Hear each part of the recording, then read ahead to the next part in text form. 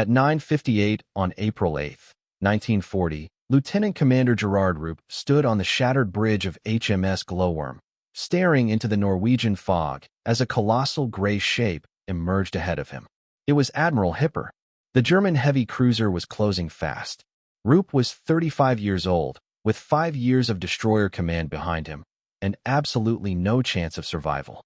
Hipper displaced 14,000 tons and carried 8 8-inch guns capable of smashing battleships. Glowworm displaced 1,350 tons. The cruiser outweighed the destroyer more than 10 to 1. Every shell Hipper fired weighed twice as much as anything Roop could answer with. Her armor could shrug off Glowworm's guns as if they were rifle fire. 3 hours earlier, Glowworm had been alone in heavy seas north of Norway. A sailor had been swept overboard during a storm 2 days before. Roop had spent 18 hours searching, combing the gray water in 30-foot swells. He found nothing. The crew was exhausted. The ship was battered, and Glowworm had fallen behind the battle group she was supposed to be escorting. The battlecruiser Renown was somewhere beyond the horizon. Glowworm was trying to catch up. At 8 o'clock, a lookout reported smoke on the horizon. 2 German destroyers, Z-11 Baron von Arnim and Z-18 Hans Ludemann, appeared through the snow squalls. They were packed with invasion troops, racing toward Trondheim. This was Operation Weserübung. Germany's invasion of Norway was already underway, and Roop had stumbled straight into it, blind. Glowworm opened fire at 8,000 yards. The German destroyers replied, then turned north at full speed. Roop knew exactly what they were doing. They were leading him toward something bigger. He chased them anyway. If German heavy units were at sea, the Admiralty had to know. Roop transmitted a contact report, then pressed on. The weather was savage. 30-foot waves slammed into the hull. Wind screamed across the decks. Men were thrown against bulkheads as the ship rolled violently. 2 more sailors were swept overboard. Then the Euro compass failed. Glowworm was now steering by magnetic compass alone, in a snowstorm, in Arctic seas. At 9:50, the fog lifted for 30 seconds. That was all it took. Admiral Hipper was there, less than 10,000 yards away. Massive, modern, fast. One of Germany's newest heavy cruisers. Her 8-inch guns could punch through Glowworm's thin plating like paper. Her first salvo landed 8 minutes later. The 4th salvo hit the bridge. The director control tower flooded. The forward 4.7-inch gun was destroyed. The radio room was wrecked. The captain's cabin vanished in a cloud of steel and fire. Debris crashed down through the decks, shorting the electrical system. Glowworm's siren activated. It began to wail and would not stop. Roop ordered smoke laid and turned into it, buying himself 90 seconds. He ordered both torpedo mounts prepared. 10 torpedoes. Brand new quintuple launchers. Glowworm had been their test platform. When the destroyer burst from the smoke, Hipper was waiting. Range, 800 meters. Point blank. The cruiser's secondary battery erupted. 4 1-inch guns, firing as fast as human hands could load. Hits smashed into Glowworm's engine spaces. Steam pressure began to fall. Speed dropped. At 400 yards, close enough to see faces on the German deck, Roop fired all 10 torpedoes. 10 white wakes raced toward the towering gray hull. 1 missed Hipper's bow by feet. The rest passed harmlessly astern. All 10 missed. Hipper had turned just enough. Glowworm had 3 guns still firing. Hipper had 20. The bridge was gone. The engine room was flooding. Men were dying below decks, where Roop could not reach them. And then Roop made a decision no commander had made in modern naval warfare. He ordered hard right rudder. He aimed Glowworm's bow straight at the cruiser, and ordered full throttle. Hipper's captain, Helmuth High, saw it too late. He tried to turn and ram first, but 14,000 tons does not answer the helm like 1,300. The cruiser was still swinging when Glowworm closed the final 200 yards. Every surviving gun on the destroyer was firing. The siren screamed. Smoke and flame poured from the hull. Speed fell toward 20 knots, but the destroyer kept accelerating. Roop stood on what remained of the bridge and aimed just abaft Hipper's anchor. Impact came at 10:13. Glowworm's bow crumpled instantly, folding back like paper against Hipper's armored belt. But momentum carried 1,300 tons of steel down the cruiser's side. Armor plating peeled away. 100 feet of hull was torn open. Hipper's forward starboard torpedo mount was crushed and ripped free. Two massive holes opened below the waterline. Seawater poured in. 500 tons before damage control sealed the breaches. Freshwater tanks ruptured. Without freshwater, boilers could not operate at full power. Hipper took on a list. Not fatal, but real. Glowworm pulled clear at 10:15. Her bow was simply gone. Twisted steel. Exposed compartments. Yet one gun still fired. Petty Officer Walter Scott's crew on the aft mount fired 3 more rounds into Hipper at 400 yards. The cruiser answered. 20 guns fired at a target that could not escape. Shells walked up Glowworm from stern to bow. The aft gun fell silent. Another hit smashed the engine room. Steam collapsed. All power failed. Fire erupted amidships. Boiler spaces flooded with seawater and superheated steam. At 10:17, Roop gave the order. Abandon ship. The Norwegian sea was 38 degrees Fahrenheit. Survival time, 20 minutes, at best. There was no time to launch boats. Men jumped into 30-foot swells. Glowworm listed heavily to port, burning from stem to stern. Roop moved among his crew, forcing life jackets onto men, pushing them toward the high side, making sure the sea would not smash them against the hull. At 10:24, the boilers exploded. The ship tore in two. The stern rose vertically, men clinging to it. Then it slid beneath the sea. 149 men had sailed that morning. 118 were now in the water. And then Captain High made a decision that would define him forever. He ordered Admiral Hipper to stop. In the middle of a combat zone. With his ship damaged. With British warships possibly nearby. He turned his cruiser so the current would carry survivors toward the hull. German sailors threw ropes and cargo nets over the side. Invasion troops helped pull men aboard. Many could not hold on. Hands too numb. Muscles unresponsive. They slipped back into the sea and vanished. Witnesses saw Roop pushing men toward the ropes, fitting life jackets onto sailors who had gone over without them. He was among the last. A line was thrown. He grabbed it. German sailors hauled him halfway up the cruiser's side. Then his hands opened. He fell back into the Norwegian sea and disappeared. 31 men survived. Lieutenant Robert Ramsey was the only officer. Captain High fed them, clothed them, and then did something unheard of. He sat down and wrote a letter, sent through the Red Cross, recommending that Lieutenant Commander Gerard Roop be awarded the Victoria Cross. But there was something none of the survivors yet knew. Something that would not become clear for 5 years. What Roop's decision on that bridge had actually achieved. Admiral Hipper limped into Trondheim harbor 12 hours later. From the dockside at Trondheim, the damage to Admiral Hipper did not look decisive. Roughly 100 feet of armor plating was missing along the starboard side. A torpedo mount had been torn away. 2 holes below the waterline were sealed with emergency plates. The cruiser still floated. Her engines still turned. On paper, she appeared operational. German Naval Command initially considered sending her back to sea within days. Then the damage control reports arrived. The ramming had done far more than strip armor. Internal frames were buckled across 40 feet of the hull. The keel itself was twisted. Stress fractures ran through 3 major bulkheads. The entire forward starboard section had been structurally compromised. Hipper could float. She could not fight. The Norwegian campaign required every major surface unit Germany possessed. The Kriegsmarine had committed almost its entire fleet. Scharnhorst and Gneisenau were covering northern landings. Blücher had already been sunk by Norwegian coastal guns in Oslofjord. The same day Glowworm went down. Lutzow was damaged. The surface fleet was stretched to the limit. Admiral Hipper had been assigned a critical role. Fire support at Trondheim. Interdiction of British reinforcements. Then redeployment to Germany to join the Atlantic commerce raiding campaign.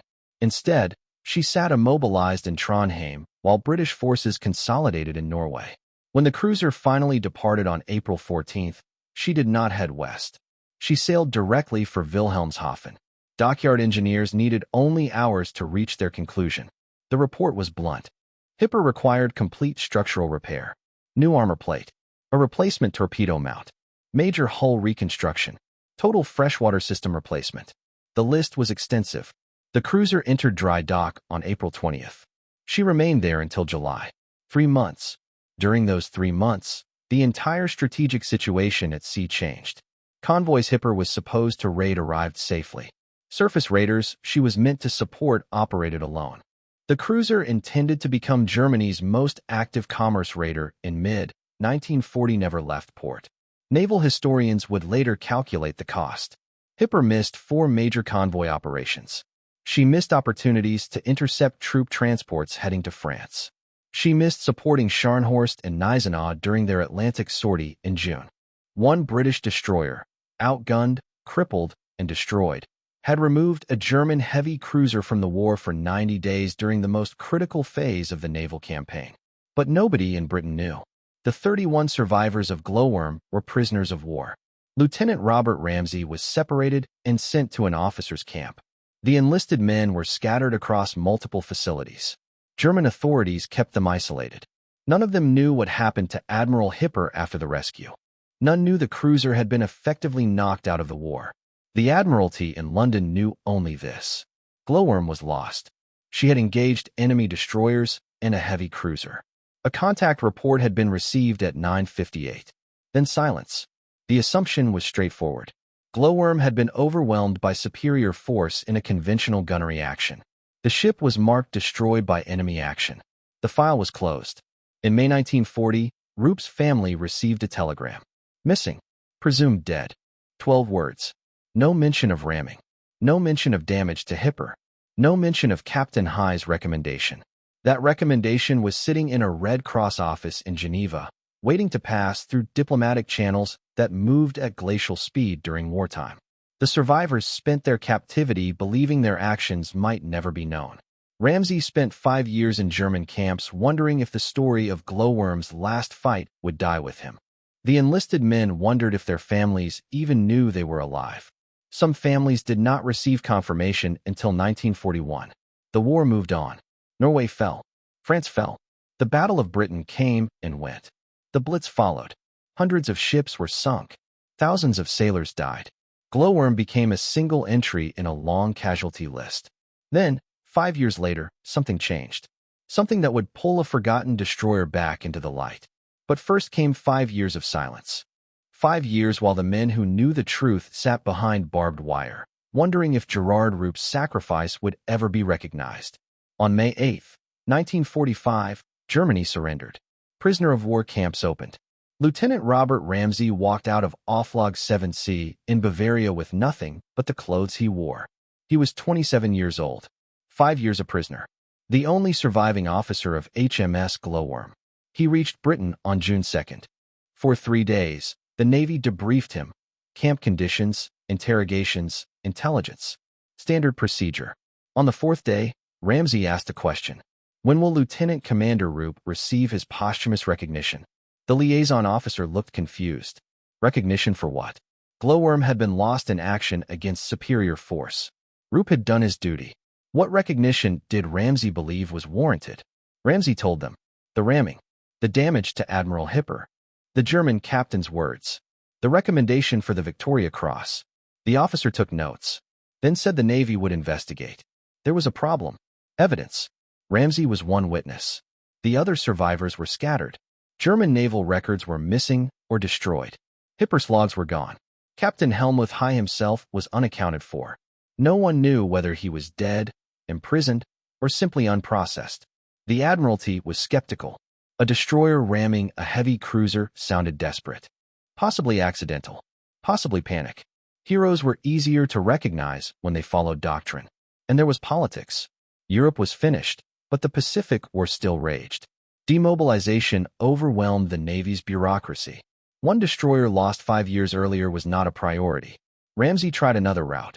He contacted Faith Roop. She had lived 5 years without knowing how her husband died. Now Ramsay told her the truth. She wrote to the Admiralty herself. The reply was polite. They would investigate when resources allowed. The letter disappeared into a file among thousands of similar requests. Everyone had a story. Everyone wanted recognition. Weeks passed. Then months. The other survivors returned and gave statements. 31 depositions. All consistent. All describing the same deliberate action. Still, no German confirmation. And there was another concern. Awarding a posthumous Victoria Cross based solely on British testimony risked appearing self-serving.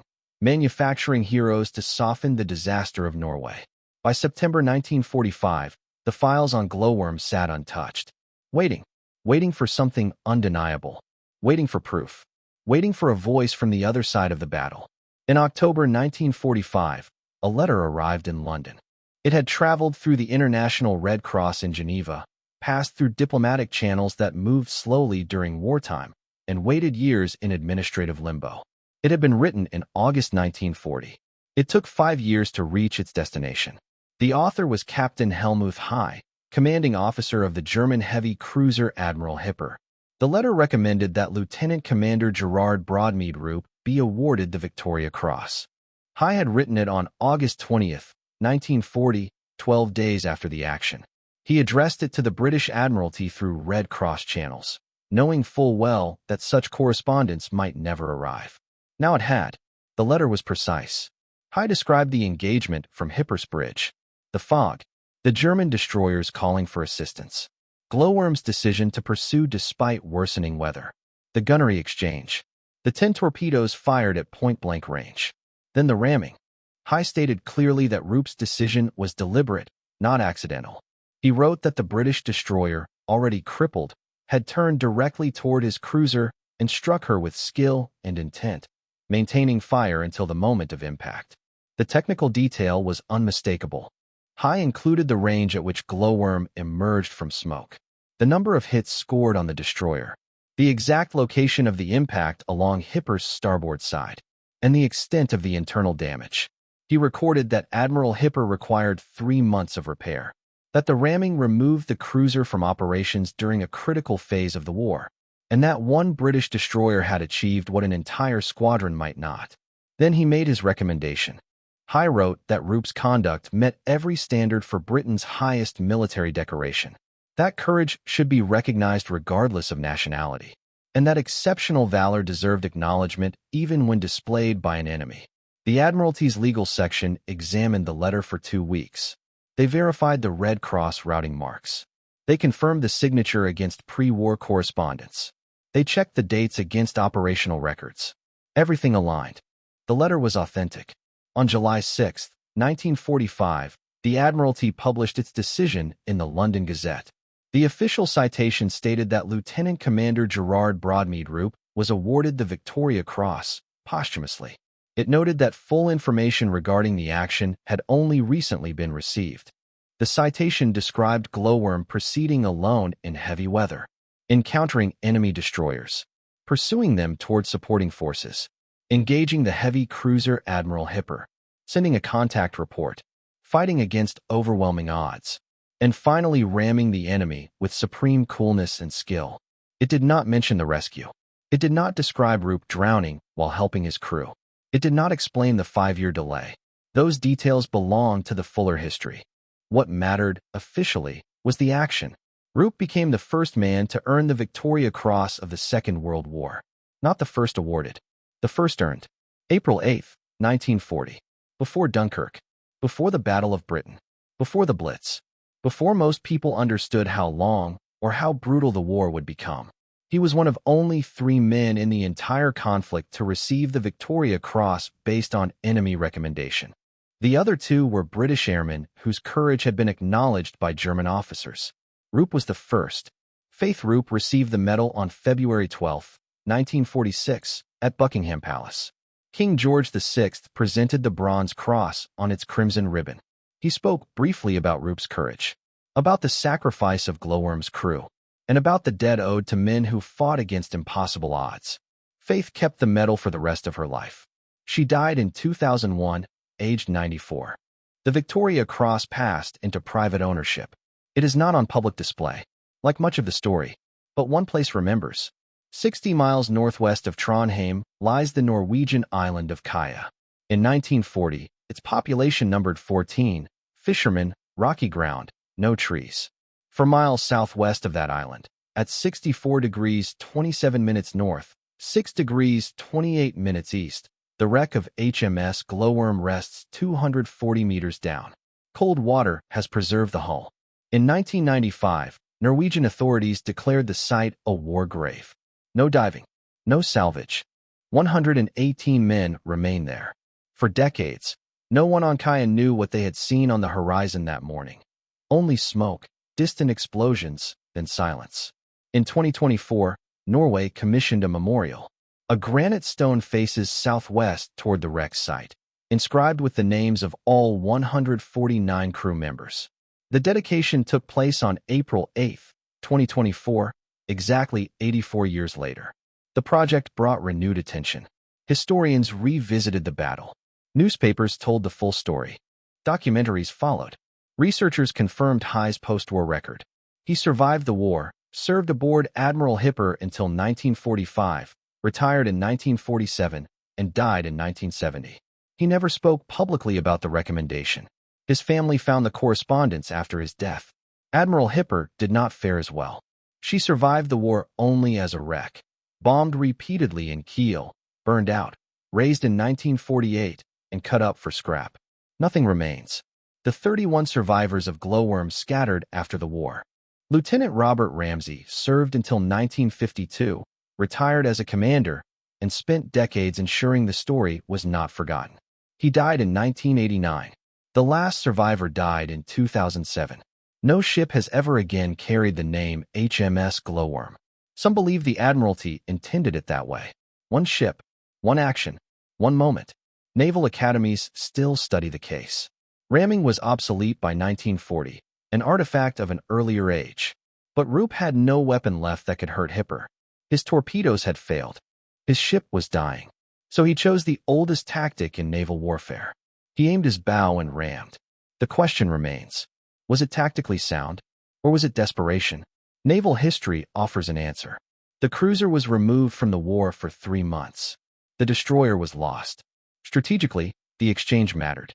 And that is why the letter mattered. Because sometimes, the enemy sees the truth first. The question has never gone away. Did Gerard Roop save his men, or did he condemn them? Historians disagree. Sailors debate it. Families live with it. But on one point there is no argument. The ramming worked. When the torpedoes missed, Roop had 3 options. He could surrender. He could attempt to disengage and run. Or he could ram. None of them offered survival. Surrender meant stopping engines, hoisting white flags, and allowing Admiral Hipper to close alongside. But Glowworm was a warship in an active invasion zone. Roop had already transmitted a contact report identifying German heavy units. He had fired on destroyers carrying invasion troops. Hipper could not afford prisoners, not with British forces converging. Surrender would not have saved the ship. It would only have delayed the end. Running meant turning away into smoke and heavy seas. On paper, Glowworm was faster, 36 knots versus Hipper's 32. In reality, her engine room was damaged. She was making 20 knots at best. The cruiser would have caught her within minutes and destroyed her at long range. Running meant dying more slowly. Ramming offered no chance of survival. It offered only one thing, the chance to hurt the enemy. That possibility still existed. The range was close. The cruiser was slow to maneuver. The geometry favored collision. Roop understood that his ship was already lost. The first 8-inch shell that struck the bridge had sealed that fate. What remained was the manner of her end. He chose damage. Not survival. Not delay. Damage. The calculation was brutal. 1 destroyer for months of heavy cruiser capability. 1 ship sacrificed to remove another from the war at a critical moment. In human terms, the exchange was horrific. In strategic terms, it mattered. But Roop did not know that. He could not have known that Admiral Hipper would be immobilized for 3 months. He could not have known about the twisted keel, the fractured frames, the internal damage that would sideline the cruiser through the Norwegian campaign and the opening phase of the Atlantic War. He acted without foresight. He acted with intent. His decision reveals something essential about command in extremis, about what officers do when doctrine collapses and every option is catastrophic. There was no manual for ramming in modern naval warfare. No checklist. No precedent. Roop invented the response in real time while his ship was being destroyed around him. Some historians call it tactical brilliance. Others call it brave desperation. Both are probably correct. What cannot be ignored is the cost. 118 men died executing that decision. They were not consulted. They did not vote. Roop gave the order, and the crew followed because that is what naval discipline requires. Some understood what ramming meant. Some may not have realized until the moment of impact. None abandoned their posts. The engineers kept steam up. The gunners kept firing. The signal continued. That is the part naval academies emphasize, not whether ramming was optimal, but whether discipline under those conditions represents something worth teaching. Because technology changes, but people do not. Ships still break. Systems still fail. Officers still face moments where every option is terrible. And when that moment comes, they need examples. They need to know someone else faced it and acted anyway. They need Gerard Roop. There is one question, however, that only families can ask. Was it worth it? Faith Roop never answered that publicly. She accepted the Victoria Cross. She attended memorials. She corresponded with survivors. But she never said whether she believed her husband's decision justified the loss of 118 lives. Some questions do not belong to history. They belong to the living. The survivors had their own answers. Most believed Roop did what he had to do, that the alternative was dying for nothing, that the ramming achieved at least something. A few disagreed. Some believed surrender or flight might have saved lives. But none questioned Roop's courage. None suggested he acted from panic or pride. Only duty. What is certain is what would have been lost had Glowworm surrendered or been destroyed without resistance. The story would have ended as a footnote, a destroyer overwhelmed by superior force. One more ship on a casualty list. No memorial. No lesson. No remembrance. Instead, HMS Glowworm became something else. Proof that small ships can hurt large ones. That determination can matter as much as firepower. That even obsolete tactics can still shape outcomes when everything modern fails. The story survived because it was exceptional. Because Roop's decision was so extraordinary that even his enemy felt compelled to record it. Captain High's letter ensured the truth endured. Without it, the ramming might have been dismissed as exaggeration, a story told to soften defeat. But the enemy confirmed it, described it, honored it. That respect guaranteed remembrance. 84 years later, the name Glowworm is still spoken. The action is still studied. The decision is still debated. The memorial on Kaya ensures that a new generation will learn the names of 149 men who sailed into fog off Norway and did not return. Most ships sink unnoticed. Most battles fade. Most men who die at sea leave only family memory behind. But some stories endure. The impossible ones. The ones that show humans doing things that seem beyond what humans should be capable of. Gerard Roop pointed a 1,300-ton destroyer at a 14,000-ton cruiser and gave the order to ram. That choice deserves remembering. Not because it was perfect. Not because it saved everyone. But because it was human. A man facing impossible circumstances and choosing to act. Choosing to strike back. Even when the cost was everything.